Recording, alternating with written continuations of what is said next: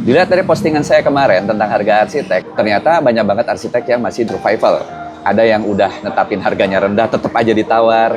Ada yang lebih laku kalau sambil diborongin dengan bangunnya, mungkin ya digratisin gitu. Ada yang kliennya lebih milih material daripada arsiteknya, dan lain-lain lah. Pokoknya arsitek seringkali dianggap sebagai kebutuhan sampingan, bukan kebutuhan utama. Nah, dari sisi pembeli, bahwasanya kalau misalnya pengalaman orang pertama kali bangun, hampir kemungkinan besar dia akan bandingkan dari sisi harga dan desain ya tentunya ya. Tapi akan sangat mendang-mending sekali. Ya. Pertanyaannya, di Indonesia itu banyak yang bisa bangun lebih dari sekali atau tidak? Atau banyaknya jangan-jangan cuma bangun satu kali aja? Mayoritas demografi di Indonesia yang bisa ngebangun lebih dari satu kali itu agak jarang ya. Nah, kecuali mungkin kalau klien-klien dengan status yang cukup tinggi, ini dia bisa membangun lebih dari satu kali. Ya bisa juga dia bangun dengan bangunan komersialnya, rukonya, tokonya gitu, atau kos-kosannya dan lain-lain. Nah, sehingga profesi sebetulnya sudah memberlakukan etika profesi agar rekan-rekan sejawat ini tidak menerapkan tarif di bawah standar untuk menciptakan persaingan bisnis konsultan yang sehat. Tetapi praktiknya, tantangan kita bukan hanya berhadapan dengan rekan sejawat sesama profesi, tetapi juga yang non-profesi yang tidak menggunakan etika profesi. Sebetulnya penerapan STRA dan lisensi ini juga merupakan salah satu langkah yang cukup baik ya, untuk memberdayakan arsitek yang profesional, untuk membangun tata kota yang lebih sesuai dan menjaga lingkungan, apalagi belakangan juga ada isu banjir ya.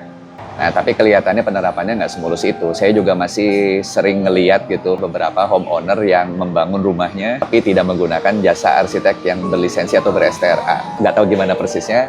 Kalau memang PBG diterapkan, STRA dan lisensi diterapkan, seharusnya tidak semudah itu gitu untuk bisa dibangun. Tapi tenang aja teman-teman, di balik banyaknya cerita sedih ada juga kok arsitek yang berhasil membagikan ceritanya. Bahkan ada yang tanpa STRA atau bahkan yang non arsitek yang bisa menjual desainnya lebih tinggi.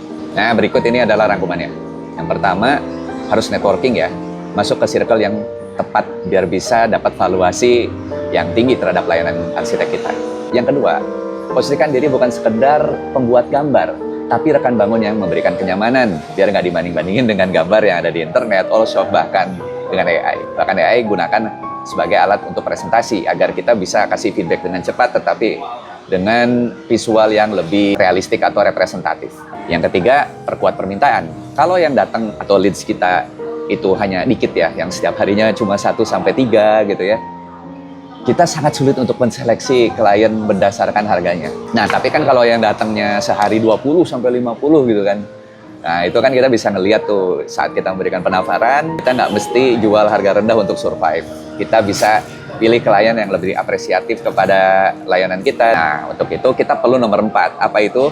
Gedein reputasi atau achievement, biar banyak potensial buyer yang lebih tinggi kelasnya yang naksir layanan kita. Teman-teman bisa membuat penelitian, bisa juga ikut sayembara dan menang di sana. Oh, mungkin kalau misalnya nggak bisa, ada metode yang kelima selanjutnya. Munculkan kompetensi unik berdasarkan portofolio unik. Jadi kita nggak mesti jago di semua jenis bangunan atau di semua langgam arsitektur. Kita cukup expert di tertentu saja agar kita punya diferensiasi di antara market, orang jadi gampang kenal dia. Oh, dia arsitek si paling minimalis, arsitek si paling industrial gitu, arsitek si paling komersial dan lain-lain. Yang terakhir, yang keenam dari saya, jangan kalah semangat oleh influencer yang non-arsitek di luar sana yang menjual layanannya. Kita mesti belajar komunikasi, nggak hanya buat klien saja memberikan kenyamanan, tetapi juga buat calon klien kita, agar valuasi jasa atau layanan arsitek di masyarakat ini meningkat. Nah, sehingga lebih banyak arsitek yang punya kehidupan lebih baik, ya agar yang nggak populer itu hanya influencer saja atau yang non-arsitek saja yang menjual layanan dengan harga tinggi. Tapi kita juga sebagai arsitek sangat bisa sebetulnya secara kompetensi. Tapi secara komunikasi kita sepertinya perlu belajar lagi. Sekian dari saya, mohon maaf apabila ada penyampaian yang kurang berkenan atau koreksi apabila ada kesalahan. Nah, terima kasih untuk yang udah sharing kepada teman-teman, sangat bermanfaat sekali dan semoga jadi amal jariah. Kalau ada yang berminat untuk bahas topik khusus, boleh komen di kolom komentar, kita diskusi lebih spesifik di konten berikutnya. Terima kasih.